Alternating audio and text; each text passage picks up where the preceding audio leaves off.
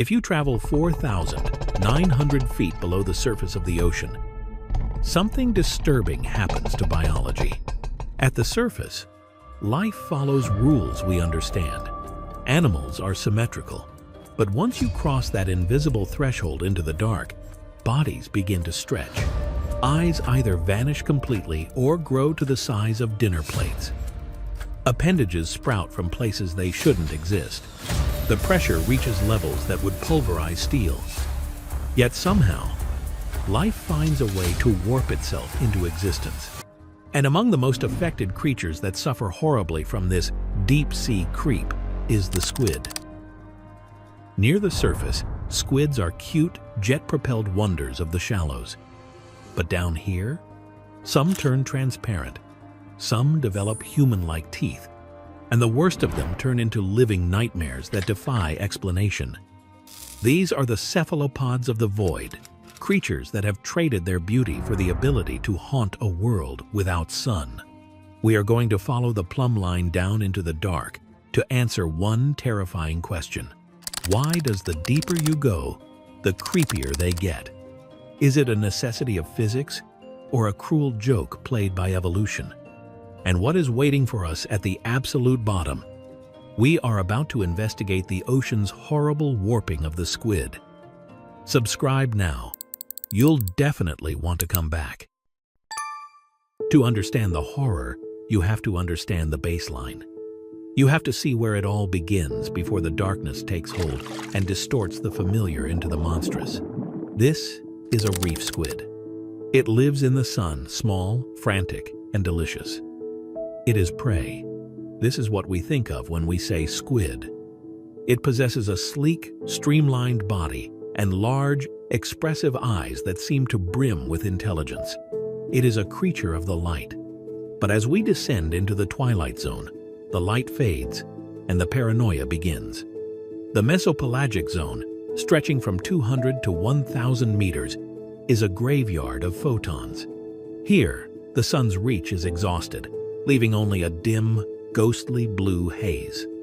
First, you see the firefly squid. It glows thousands of tiny photophores dot its body, allowing it to communicate in a language of light, a defensive mechanism known as counter-illumination that hides its silhouette from the hungry eyes watching from below. Then, you see the glass squid.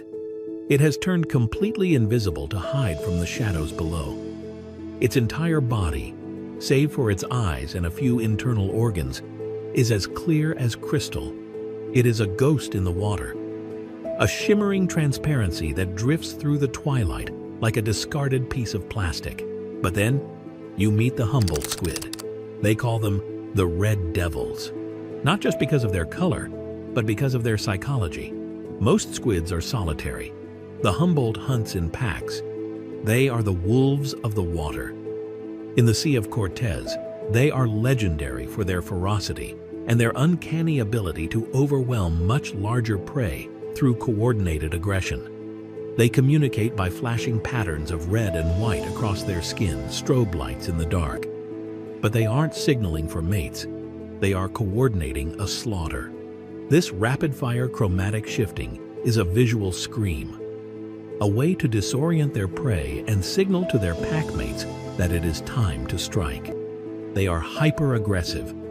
They will eat anything fish, sharks, and even each other. If a Humboldt squid shows weakness, the pack will turn on it and tear it apart. This cannibalistic instinct ensures that only the strongest, most ruthless individuals survive. They can move at 25 miles per hour faster than you can swim. While they rarely kill humans, they possess hooks instead of suckers. These hooks are designed to latch onto flesh and never let go, pulling the victim toward a razor-sharp beak that can bite through bone with the ease of a knife through butter. But the Humboldt is just a thug. It is violent, but it is still an animal. As we drop into the midnight zone, the violence stops being physical and starts being wrong. Welcome to the midnight zone, the bathypelagic realm. No sunlight has touched this water for millions of years. This is a place of eternal stasis, where the temperature hovers just above freezing and the pressure would liquefy a human being in a fraction of a second. Here, we find a creature that proves evolution has a twisted sense of humor.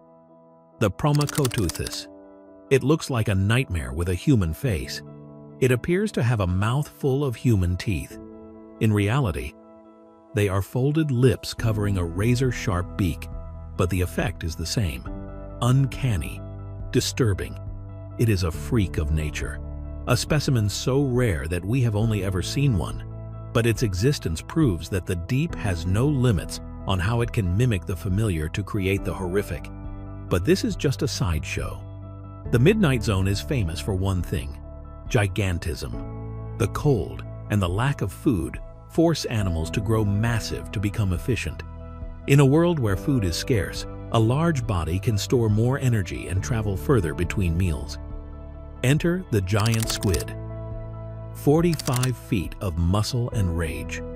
Eyes the size of basketballs, the largest in the animal kingdom, designed to spot the only thing big enough to kill it: the sperm whale.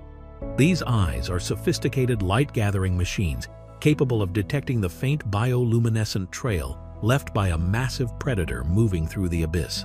We used to think the kraken was a myth. It wasn't. It was just deep. The giant squid is very real, an apex predator of the dark. It is an ambush hunter, lurking in the pitch black before shooting out 2 feeding tentacles to snag prey and drag it into a beak that can sever a spinal cord. These tentacles are lined with suckers that possess serrated rings of chitin, ensuring there is no escape. But the giant squid is long and lanky, built for reach. If you go deeper into the freezing abyss of the Antarctic, you find the other monster, the one the giant squid is afraid of: the colossal squid. The giant is a whip, the colossal is a tank. It is shorter, but it is vastly heavier, weighing over 1,000 pounds. And while the giant squid has serrated suckers, the colossal squid has rotating hooks. These are biological weapons designed to twist and gouge into the thick skin of its enemies. Imagine a 3-pronged claw made of bone that can swivel 360 degrees. It digs into the flesh of a whale and twists. This is a creature built for high-intensity, brutal combat. If these 2 titans fought, the giant would have the reach. But the colossal has the brute strength. In a close-quarters brawl, the colossal squid would likely shred its cousin to pieces. It is the heavyweight champion of the deep, but they don't fight, because the colossal squid lives in the abyss. We are now 4,000 meters down. The abyssopelagic zone. The pressure is immense. The temperature is near freezing. The weight of the ocean above is now equivalent to several thousand pounds per square inch. There is no violence here. Violence burns too much energy. In the abyss, the strategy for survival shifts from aggression to endurance. Here, there is only the drift. Life slows down to a metabolic standstill. The creatures here are gelatinous ghosts. Take the Asperoteuthis, 15 feet long, thin as a sheet of paper, drifting aimlessly. It doesn't look like a predator. It looks like a phantom. But the king of the abyss, the creature that keeps marine biologists awake at night, is the Magnapina, the Bigfin Squid. This is where creepy becomes terror. We only know them from grainy, robotic camera footage. It looks like a child's drawing of an alien. A tiny head, flapping fins, and then the arms. They don't dangle. They stick out sideways, like elbows, and then they drop straight down. This 90-degree bend is a structural anomaly that gives the bigfin an instantly recognizable and profoundly unsettling silhouette. Its filaments are thin threads hanging 20 feet into the darkness. Not muscles, but sensory webs designed to detect the slightest vibration. Why evolve this way? Energy. In the deepest part of the ocean, you cannot afford to chase. You become a living spiderweb hanging in the void, waiting for something to brush against your sticky fingers. The horror of the Magnapina isn't that it's aggressive, it's that it is indifferent. It floats past submersibles without reacting, a creature of pure, cold efficiency. We have explored less than 5% of the deep ocean. This means for every monster we have discovered, there are dozens more that we haven't. Beyond the abyss lies the Hadal Zone, the chasm of Hades. What lives in the trenches that are too deep for whales? Sperm whales, the ultimate hunters, can only dive so far. Below their limit, there is a sanctuary of monsters, a place where the predators of the surface can never reach. The frightening truth isn't that we are alone in the universe. It's that we aren't even alone on this planet. There is a divergent timeline living right beneath us, a world of silence, pressure, and monsters that we were never meant to see. A world that operates on a scale of time and space that makes our lives seem insignificant. The deeper we go, the more we realize that our understanding of biology is limited by the sun. We are creatures of the light, and because of that, we view the dark as a distortion. But to the squids of the abyss, the darkness is the only reality there is. The surface is safe. The sun is warm.